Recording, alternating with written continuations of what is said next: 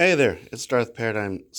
I'm just going to start off this video by saying that some of you are probably not going to like this very much because I'm going to be doing some theorizing and I'm going to be talking about. So this is going to be sort of a insubstantive video for most of you. But I want you to start off by thinking about a saber that you would feel comfortable taking into combat. For me, the Bellicose is probably one of the sabers that would fit that bill for me. It's comfortable in the hand. It's well balanced. It's simple, and it's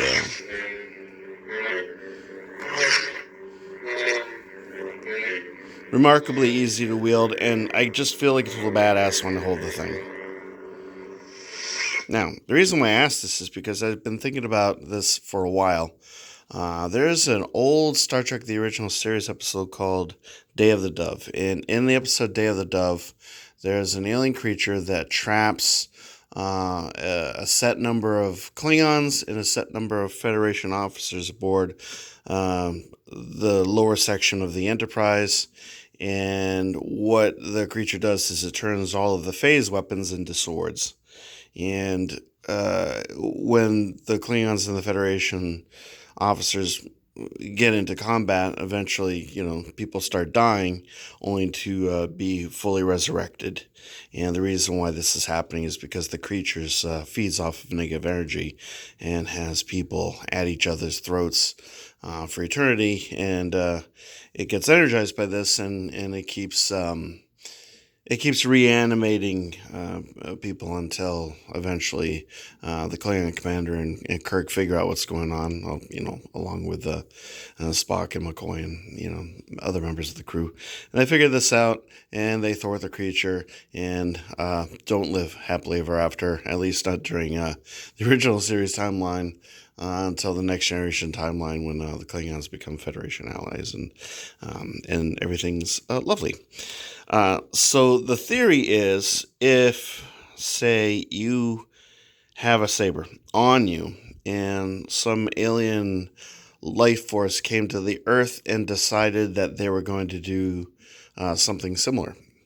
Albeit on a planetary scale, it would be a little bit far fetched. But if you had a saber that all of a sudden, out of the blue, became an actual working, functioning lightsaber, this thing becomes far less, obviously made out of aluminum and with bits of plastic and things hanging off. I mean, this is a very, very good replica saber. But if it became an actual proper working saber, you wouldn't have a polycarbonate blade. You would actually have a real weapon, a real functioning lightsaber weapon. And you had to utilize that weapon to survive in some kind of weird, kind of a Borderlands sort of, just an alternate reality where these became commonplace and you had to have one weapon as your choice weapon.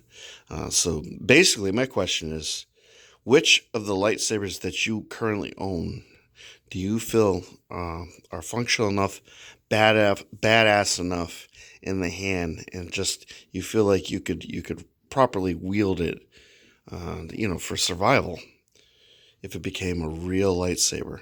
So I know this is kind of like a really, really, kind of a far-fetched scenario that I've set up, but I don't know. I have an imagination, and these are the things that kind of.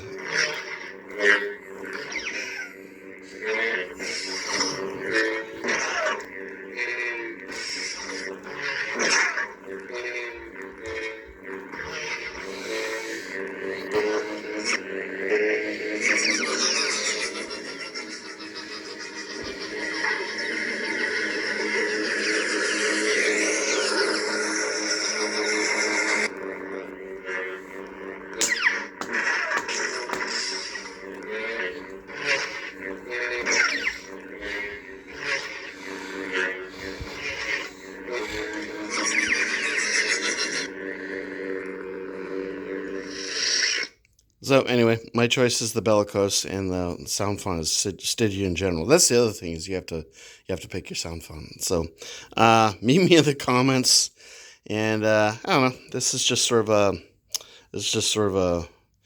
a mind game, a mind question. So tell me what you think. Which saber and sound font would you carry into an eternity of lightsaber combat? Let me know. Talk to you later. Bye.